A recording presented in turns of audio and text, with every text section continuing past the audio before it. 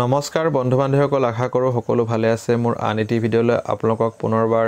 স্বাগতম জনাইছো আজি এই ভিডিঅটোৰ জৰিয়তে সেৱা বোৰ্ড অফ সেকেন্ডাৰী এডুকেশ্যন তৰফৰ পৰা এটা গুৰুত্বপূৰ্ণ নটিছৰ ওপৰত আপোনালোকৰ আগত আলোচনা আগবঢ়াম আৰু এই নটিছটো 26 এপ্ৰিল 2024 তাৰিখে প্ৰকাশ পাইছিল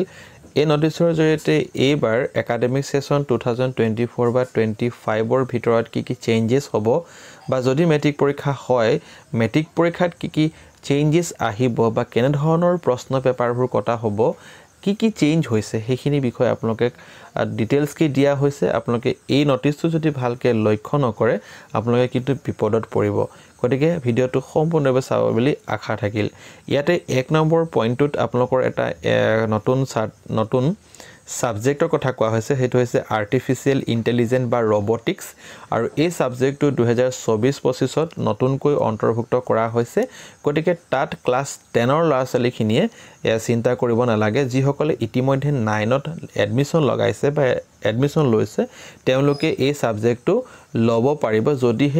সেই বিদ্যালয়ত এই সাবজেক্টটোৰ টিচাৰ সকলক এংগেজ কৰা হৈছে এতিয়া 2 নম্বৰ পইণ্টত কোৱা হৈছে যে practical marks of all vocational subject যিখিনি ভোকেশনাল সাবজেক্ট আপোনালোকৰ আছে আপোনালোকে এবোৰ চাই ল'ব ইয়াত আৰু লগতে NSQF ৰ আন্ডাৰত যিখিনি সাবজেক্ট মানে আছে তাতত কি হয় কিছুমান প্ৰ্যাকটিক্যাল মাৰ্কস দিয়া হয় আৰু থিওৰি মাৰ্কস সেপাৰেটলি দিয়া হয় তো আগতে প্ৰ্যাকটিক্যাল মাৰ্কস আছিল 60% আৰু থিওৰি আছিল 40% যেটো আপোনালোকে চেণ্টাৰত গৈ এক্সামটো দিবলগীয়া হয় 40 মাৰ্কসৰ কাৰণে গতিকে এতিয়া আপোনালোকৰ তেনে ধৰণৰ কথা নহব এবাৰ আপোনালোকে কি কৰিব লাগিব আপোনালোকৰ এবাৰ 50% কি হ'ব আপোনালোকৰ প্ৰ্যাকটিক্যাল মাৰ্কস হ'ব আৰু বাকি 50% আপোনালোকৰ থিওৰি পাৰ্টছৰ মাৰ্কস হ'ব গতিকে আপোনালোকে হেতু কথা মত হ'ব আৰু লগতে ইয়াত কৈছে এটা প্ৰ্যাকটিক্যাল মাৰ্কস ফৰ কম্পিউটাৰ সায়েন্স আৰু কমাৰ্চ ইয়াৰ কাৰণে কিন্তু একো হলনি হোৱা না আগত যেনেকে 30% আছিল প্ৰ্যাকটিক্যাল মাৰ্কস 30% হ'ব আৰু বাকি 70 খিনি থিওৰি হ'ব তাৰ পিছত 4 নম্বৰ পইণ্টটো অলপ গুৰুত্ব সহকাৰে আপোনালোকে ল'ব লাগিব তাত কোৱা হৈছে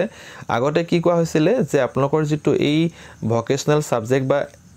NSQF ৰ যিখিনি সাবজেক্ট আছে হেখিনিক এটা চেণ্টাৰে কি কৰিছিল অৰ্গানাইজ কৰিছিল কিন্তু এবাৰ district level internal exam committee মানে গঠন কৰা হ'ব আৰু তেওঁলোকে কি কৰিব হেখিনিৰ পৰীক্ষাসমূহ ল'ব তাৰ পিছত একদম 5 নম্বৰটো আটাইতকৈ গুৰুত্বপূৰ্ণ কথা ইয়াত কোৱা হৈছে যেটো আপোনালোকে সকলোৱে মন কৰিব লাগিব কাৰণ ইয়াত কি কৈছে যে আপোনালোকে যেতিয়া MCQ পৰ্চনত আগতে কি কৰিছিল মানে আপোনালোকৰ MCQ মাৰ্কস কিমান আহে 45 আৰু ডেসক্ৰিপটিভ টাইপৰ প্ৰশ্নৰ কৰিবলৈ আপোনালোকে কিমান নম্বৰ লাগে 45 এতিয়া কথা হ'ল আপোনালোকে MCQ কিন্তু 13 নম্বৰ পাবই লাগিব তেতিয়াহে পাস কৰিব তাৰ উপৰি আপোনালোকৰ যেটো লং কোৱেশ্চন বা ডেসক্ৰিপটিভ টাইপ কোৱেশ্চন থাকে তাতো আপোনালোকে কি পাব লাগিব 13 নম্বৰ পাবই লাগিব যদি কেনেবাকে আপোনালোকে ইয়াত অৰ্থাৎ MCQত আপোনালোকে 45 পাই গল 45 ৰ ভিতৰত 45 পালে জানিবা কিন্তু যদি থিওৰিত অৰ্থাৎ ডেসক্ৰিপটিভ টাইপ কোৱেশ্চনত যদি আপোনালোকে 10 পাইছে তেতিয়া কিন্তু আপোনালোকে ফেল কৰিব কাৰণ ইয়াত আপোনালোকে 13 পোৱা নাই গতিকে দুইটাতে আপোনালোকে 13 উঠাব লাগিব তাৰ ওপৰত যিমান উঠাব পাৰে হেতু আপোনালোকৰ ওপৰত নিৰ্ভৰ কৰিব আৰু আপোনালোকৰ যেটো AI মাৰ্কস থাকিব ইন্টাৰনেল এসেসমেন্ট যেটো মাৰ্ক থাকিব তাত আপোনালোকে 4 নম্বৰ উঠাবই লাগিব এই কথাটো ভালকে আপোনালোকৰ মাইন্ডত ভৰাই লওক নহলে কি হ'ব আপোনালোকে ভাবি থাকিব যে MCQত মই 45 নম্বৰ উঠাম বাকি লং কোৱেশ্চনটো নকৰো বা নোৱাৰিলো নাই হেনেকে ভাবিলে নহব এবাৰ কাৰণ এবাৰ দুইটাতে আপোনালোকে সমান উঠাবই লাগিব তাৰ পাছত 6 নম্বৰ পইণ্টত কোৱা হৈছে যে এবাৰ যেটো আপোনালোকৰ MCQ কোৱেশ্চন পেপাৰ দিয়া হ'ব হেতু ABCD কে দিয়া থাকিব অৰ্থাৎ ABCD কে দিয়া থাকিব তাৰ মানে প্ৰথম যিজনে পাব A সিৰিজটো তাত যেটো প্ৰশ্ন থাকিব বা সেই প্ৰশ্নটোৰ উত্তৰ লিখাৰ যেটো অপচন থাকিব হেতু B লগত নিমিলিব অৰ্থাৎ ইয়াৰ যেটো 1 নম্বৰ প্ৰশ্ন থাকিব ইয়াৰ যেটো 1 নম্বৰ হেতু সম্পূৰ্ণ বেলেগ হ'ব গতিকে আপোনালোকে যদি আগৰটোৰ পৰা পিছৰটোৱে চাই লিখিম বুলি যদি ভাবিছে তেতিয়া আপোনালোকে নোৱাৰিব তেনেকে ধৰণৰ ইয়াত কথা উল্লেখ কৰা হৈছে তাৰ পিছত 7 নম্বৰ পইণ্টত ইয়াত স্পষ্টকৈ কৈছে যে ইংলিশ সাবজেক্ট বা আদাৰ ল্যাঙ্গুৱেজ সাবজেক্টৰ ক্ষেত্ৰত আপোনালোকৰ কি কৰা হ'ব কোৱেশ্চন সমূহ কেৱল যে চেপ্টাৰটোৰ পৰাই দিব হেতু কথা নহয় আনসিন কিছুমান প্ৰেসেজ থাকিব বা গ্ৰামাৰ আইটেমছ থাকিব সেইবোৰকো আপোনালোকে আপোনালোকৰ ইয়াত ভৰাব অৰ্থাৎ কোৱেশ্চন পেপাৰটোৰ অন্তৰ্ভুক্ত কৰিব কিন্তু আপোনালোকে ভালকে মন কৰিব লাগিব এই কোৱেশ্চনবোৰ সকলোবোৰ কিহৰ ওপৰত নিৰ্ভৰ হ'ব লাৰ্নিং আউটকামছ অফ দা সাবজেক্ট প্ৰত্যেকটো সাবজেক্টৰ কি থাকে লাৰ্নিং আউটকামছ থাকে হে লাৰ্নিং আউটকামছৰ ওপৰত ভিত্তি কৰিহে তাৰ প্ৰশ্নসমূহ প্ৰস্তুত কৰা হ'ব তাৰ বিপৰীতে তেওঁলোকে নেজায় তাৰ পিছত 8 নম্বৰ যেটো প্ৰশ্ন পইণ্ট দিয়া আছে সেই 8 নম্বৰ পইণ্টত আপোনালোকে অলপ মন কৰিব লাগিব তাত কোৱা হৈছে যে in the subject science and mathematics the questions and problems will be concept based science আৰু mathsৰ ক্ষেত্ৰত প্ৰশ্নবোৰ কনসেপ্টৰ ওপৰত নিৰ্ভৰ কৰি প্ৰদান কৰিব আপোনালোকে যেটো কনসেপ্ট স্কুলত শিকাব সেই কনসেপ্টৰ লগত ৰিলেট থকা বেলেগ বেলেগ প্ৰশ্নসমূহ নিজে নিজে হয়তো বনাই দিব পাৰে অকমান ক্ৰিয়েটিভ ওয়েট প্ৰশ্নবোৰ সেটিং কৰা হ'ব আৰু যাতে আপোনালোকৰ মেন্টাল এবিলিটি খিনি যাতে চেক কৰিব পাৰে আপোনালোকে কিমান চিন্তা কৰিব পাৰে সেই কথাখিনি চেক কৰিবৰ কাৰণে কোৱেশ্চনবোৰ প্ৰস্তুত কৰা হ'ব কিন্তু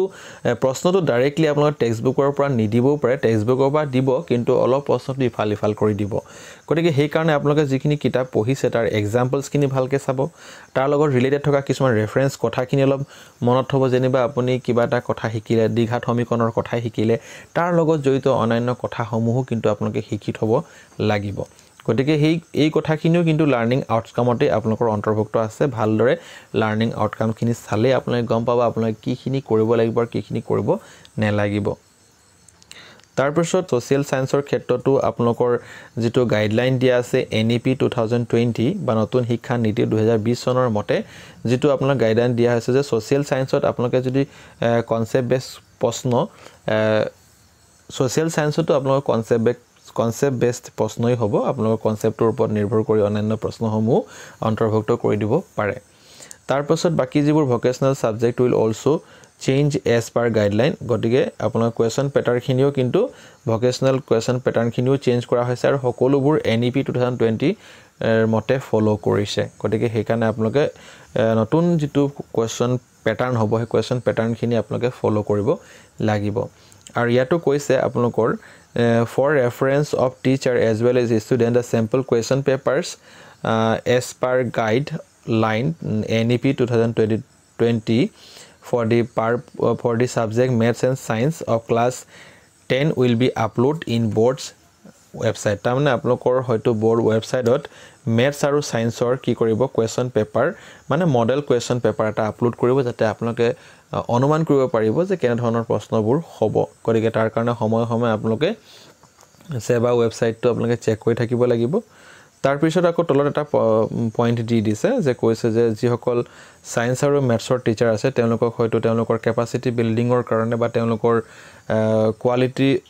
ইম্পাৰ্ট কোৱালিটি এডুকেশ্যনৰ কাৰণে তেওঁলোকক ট্ৰেইনিং দিয়াৰ ব্যৱস্থা কৰিব আৰু মে মাহত এটা ট্ৰেইনিং দিয়াৰ ব্যৱস্থা কৰিছে যাতে তেওঁলোকে কথাখিনি অৱগত হয় যে কেনে ধৰণৰ প্ৰশ্নবোৰ কাটিব বা কেনে ধৰণৰ প্ৰশ্ন পেপাৰবোৰ আহিব এটা তেওঁলোকৰ কাৰণে এটা কি কৰিব ট্ৰেইনিং অনুষ্ঠিত কৰিব গতিকে এই সৰু ইনফৰমেশনটো দিবৰ কাৰণে আজি ভিডিওটো প্ৰস্তুত কৰিছিলো যদি ভিডিওটো ভাল পাইছে লাইক শেয়াৰ কমেন্ট কৰি দিও ভিডিওটো সম্পূৰ্ণভাৱে চাই অশেষ ধন্যবাদ থ্যাংক ইউ ফৰ ওয়াচিং